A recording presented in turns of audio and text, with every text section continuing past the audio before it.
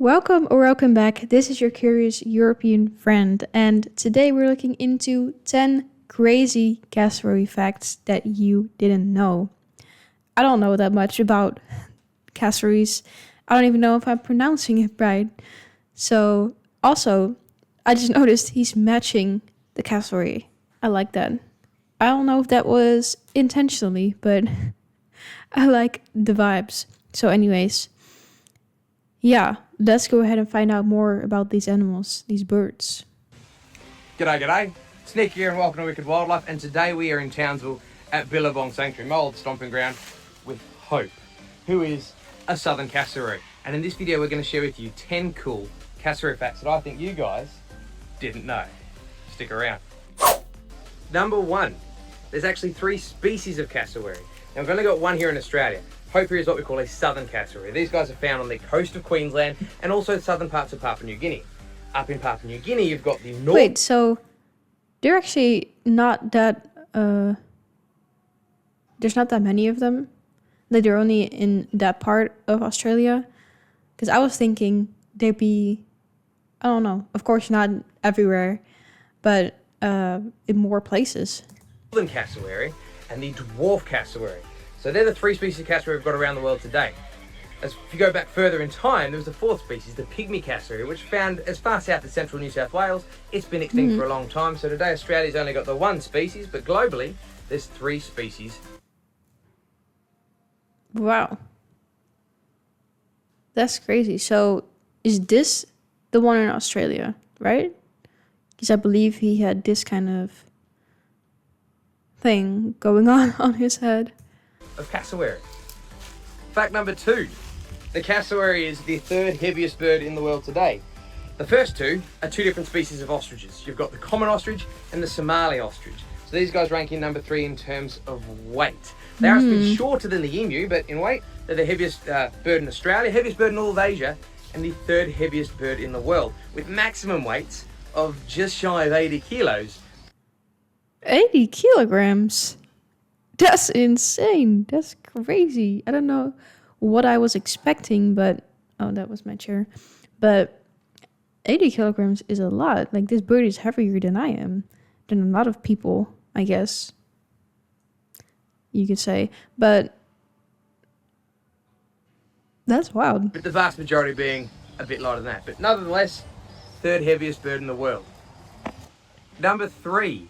Cassowaries are considered by most people to be the most dangerous bird on the planet, and they have caused 2 human fatalities. The first one was in the early to mid 1900s and was actually a 16-year-old boy here in North Queensland. Basically what was happening though was these 2 boys were attacking cassowaries, and one of them ran for it, the cassowary followed him. Yeah, but it's like... yeah, I guess they could be dangerous, but I'm like, you just shouldn't attack these animals, or any animal for that matter. So, can you really blame the animal? And can you really say they're dangerous? Like, or, yeah, I guess you could still say they're dangerous if you come up to them just out of the blue. But I'm like, it's not the animal's fault. It's people's fault. They just shouldn't mess with them. So, yeah, I don't know. It's like, it probably would not have happened if they didn't come up to him like that, or come up to the animal. Of course, you still need to be wary of them and not come up too close and stuff like that, and be cautious. But yeah, there's also this one. The other incident, I think, was with this man from Florida, right, who was illegally keeping them or something like that, and then the cassowary attacked him or something. I'm like, you're not even supposed to be around that animal. Kicked him, and it ended up kicking him in the neck. So that was the first death from cassowary. The second one happened fairly recently, in the 2000s, and that was in America, of all places. A man living in Florida who was keeping cassowaries, same thing, was kicked, fatally injured, and as a result we have 2 deaths on the record from cassowaries. Now, of course, the vast majority of negative interactions or attacks between humans and cassowaries aren't going to result in a fatality or a serious injury at all.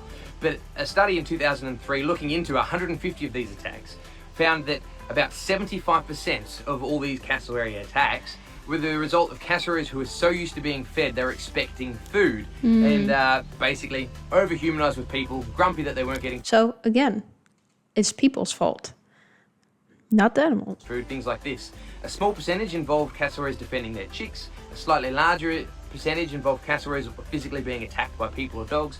But basically, the vast majority were overfed, humanized cassowaries that had lost their fear of people, lost their natural respect. So the moral is, we shouldn't be feeding wildlife. It's a great thing to want to help wildlife. There's lots of ways to do it, but feeding wildlife never ends up well for the wildlife. Not just cassowaries. We do it with crocodiles. The crocodile starts hanging around. Down home, we do it with seals, and people say we've got to get rid of that seal. Lots of ways to help wildlife. Feeding them is not the best way to do it. But number 3, cassowaries are considered the most dangerous bird in the world by many people. Number 4, it's actually believed now that cassowaries and all their relatives, the ratites, came from ancestors that could fly. Now this is a fairly new idea. You see, up until recently we thought that because there's these flightless birds all around the world, that they must have walked when the continents were locked up. Elephant birds. I've never heard of that. What? Elephant birds. Tinamous.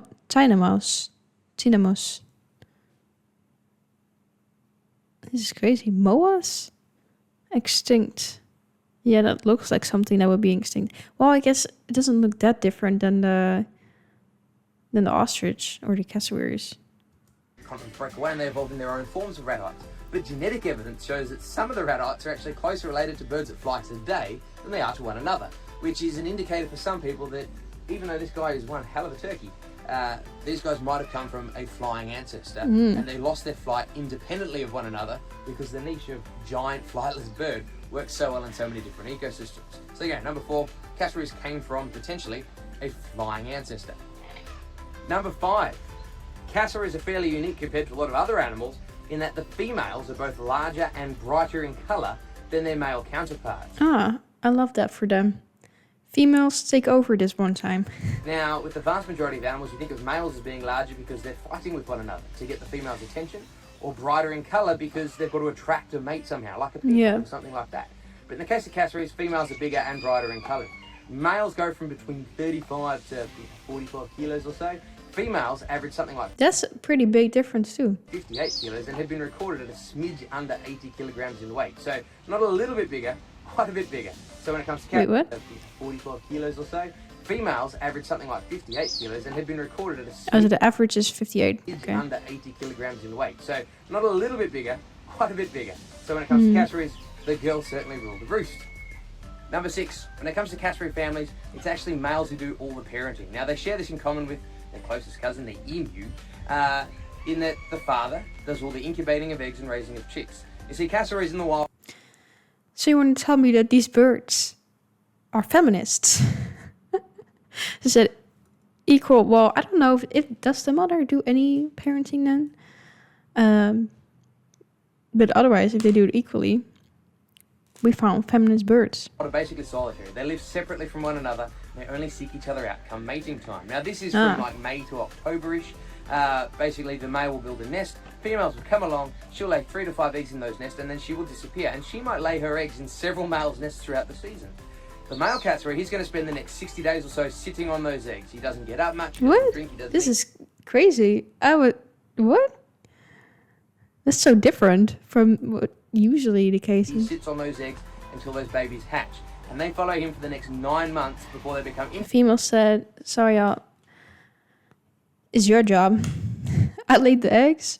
You can sit on them. independent, wander off into the bush, and he builds a new nest waiting for a female cassowary like Hope to come again and repeat it all over again. So cassowaries are pretty good dads. The dads do all the parenting. The mums have it pretty easy in this case. Number 7, this giant casque on Hope's head here is actually still a bit of a mystery. There's a few different theories about what it could do. Some people believe because of the honeycomb structure inside that it might aid in detecting the sounds that these guys make. Imagine this as a big animal lives in a very dense environment. They can't see one another very well. They make a deep booming sound. And the theory is that casque might help pick it up. Another theory is because it grows throughout their entire lives, it could be a symbol of, dominance or their hierarchy, because older, bigger, stronger cassowaries might have a bigger casque. Yet again, other people think it might work to help break through the brush as these guys That's quite interesting that it keeps growing. Like how long do they end up being? And pee through the rainforest. At the end of the day, they're all theories. We don't know. One of you guys watching out there does well in school, do a PhD on cassowaries and let me know in 10 years' time, because their casque is still a really cool mystery. Number 8, cassowaries are what we call a keystone species. Now, basically what this means is they're an animal that is crucial to the maintenance of the survival of an ecosystem, not just, a small thing like a burrow, the entire ecosystem. And cassowaries do this because, as you can see with Hope here, these guys live almost entirely off fruit. But they've got a very short digestive system, which means what comes out the other end of a cassowary often has a lot of seeds in it. Now, because of this, these guys are actually important seed dispersers. It's actually figured out that these guys are an important part of the seed dispersal of 230 different native rainforest plants, and there's at least 100 rainforest plants that are entirely dependent on cassowaries for seed dispersal. Either they that's crazy. need to go through a cassowary, or their seeds are so big that things like fruit bats can't move them around, but they're entirely dependent on cassowaries to disperse their seeds. No cassowaries, no things like cassowary plums growing in the rainforest. Now, the reason seed dispersal is so important is basically it means that the baby trees grow up in a different part of the forest to their parent trees. So it means that rather than we have a patch of cassowary plums and a patch of burdekin plums and some gum trees over there, we've got trees interspersed throughout the forest. It also means that because those plants are growing up further away from their parents, I suppose, there is more genetic diversity amongst the species. So because of this, cassowaries literally are an important part for the rainforests here in Australia to survive. Without cassowaries, we lose as many as 100 and potentially 200 plus species of rainforest plants. Number 9, cassowaries have actually been recorded eating their own poo. Now, this in some ways ties back down to number 8. You see, because these guys have a short Eating their poo? Didn't I hear that right? digestive system, seeds and everything come out the other end, that often what comes out the other end of a cassowary is still fairly nutritious. There's still bits of fruit in there, seeds and things like this that the cassowary often re-ingests, so they eat their own poo. On top of that, they'll even pick through the poo of other cassowaries. This is called coprophagy. Wait, but how much is left then to actually help the rainforest grow? I guess they don't eat everything then? They don't eat all the poo? It will ingest its own droppings, basically. And it means that it does 2 laps of their digestive system, gets every last little bit of nutrients out of that, and I don't know, maybe spreads those seeds even further again. But yeah, cassowaries eat their own poo. And lastly, number 10, cassowaries here in Australia are considered endangered. Now, throughout their entire range, they're actually classed as least concern, but this is largely due to a lack of data in Papua New Guinea. It's estimated there could be between 10 and 1,000 cassowaries throughout their entire range, southern cassowaries that is. But here in Australia, we have between 1,500 and 2,500. So here in Australia, they are an endangered species. Some of the risks or threats that they face here in Australia are things like habitat loss. We've cut down an awful lot of rainforest here in Australia, but even the rainforest that's left, it's got roads going through it, so a lot of these guys are hit by cars, they're attacked by dogs. Yeah, that's so sad. Like, sometimes people might be like, oh, they're walking on the roads. Why are they walking on the roads? Like, we built the roads in their roads, basically, in their habitat. Fortunately, they're lured to these places, things like beaches, roads, suburbs, because people feed them. So, through all these things, cars, dog attacks, habitat loss, unfortunately, despite the fact that these guys have been here for millions and millions of years, cassowaries here in Australia are considered an endangered species. So there you have it, guys. That's 10 cool facts that I think that most of you guys wouldn't have known about cassowaries, particularly the southern cassowary, the Australian cassowary.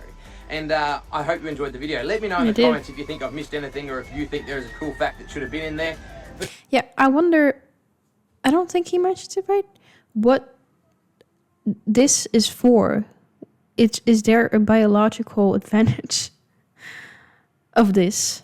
I forgot what to call it, but yeah, if anyone knows, let me know. But other than that, guys, before I leave, I do want to shout out Billabong Sanctuary. Let us come and film with these guys. If you are in North Queensland, come and visit them. And if you're not in North Queensland, come here anyway and visit them. It's a cool place, lots of cool animals. Lastly, if you did enjoy the video, there is a few cool things you can do to help cassowaries. If you do visit the place, make sure you don't feed our cassowaries. If you live here, keep your dogs controlled, things like that. Make sure you conserve rainforest ecosystems where you can, either personally or through foundations. But lots of ways we can make sure these guys survive well into the future. So yeah. That's quite interesting the way he sat down just now. Like the channel, subscribe, all that sort of stuff. Check them back next week. Have a good one and take care. Yeah, I really enjoyed this video. I hope you guys did too. Like I said, I didn't know much about these animals, these birds. So it was really interesting to me to learn more about these. And yeah, let me know again if you know why they have that thing and what it does, if there's a biological advantage or not. I would assume there is, but let me know. And yeah, hope you enjoyed this video. I'll see you in the next one.